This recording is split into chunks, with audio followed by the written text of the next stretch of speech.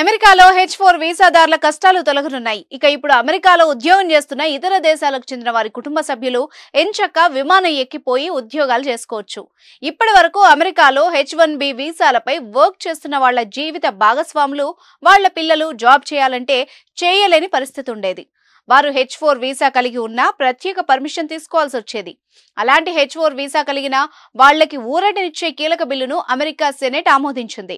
ఈ బిల్లుతో సుమారు 1,00,000 మందికి పైగా లాభపడనున్నారు. తాజాగా అమెరికన్ సెనెట్లో రిపబ్లికన్లు, డెమోక్రాట్ల మధ్య జరిగిన సుదీర్ఘ చర్చల్లో జాతీయ భద్రతా ఒప్పందానికి ఆమోదం తెలిపేందుకు ఇరు వర్గాలు అంగీకరించాయి. కేవలం ₹9కే డేటా సైన్స్ యూజింగ్ పైథాన్. ఇప్పుడే brainovision.in లో రిజిస్టర్ అవ్వండి. ఈ మేరకు H4 వీసా ఉన్న డిపెండెంట్లకు ఆటోమేటిక్ గా వర్క్ ఆథరైజేషన్ వర్తించేలా కీలక బిల్లు ఆమోదం లభించింది. 21 ఏళ్లు దాటాక H4 వీసా లేకుంటే అలాంటి పిల్లలు డిపోర్ట్ అయ్యే ప్రమాదం ఉంది. H4 వీసాదారులు అమెరికాలో ఉద్యోగం చేయాలంటే తప్పనిసరిగా ఎంప్లాయ్మెంట్ ఆథరైజేషన్ డాక్యుమెంట్ I-765 కోసం దరఖాస్తు చేసుకోవాలి. అయితే ఈ ప్రక్రియ పూర్తి కావాలంటే దాదాపు ఏడాది సమయం పట్టేది. దీనివల్ల H4 వీసాదారులు తమ ఉద్యోగ అవకాశాలు కోల్పోవాల్సి వచ్చేది.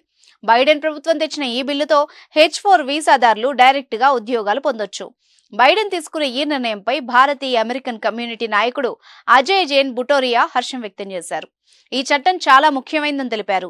H1B వీసా పునరుద్ధరణ ప్రక్రియను సులభతరం చేయడం వల్ల దాదాపు 10 లక్షల మందికి ప్రయోజనం చేకూరుతుందని, వారిలో అధిక సంఖ్యలో భారతీయులుంటారని అన్నారు.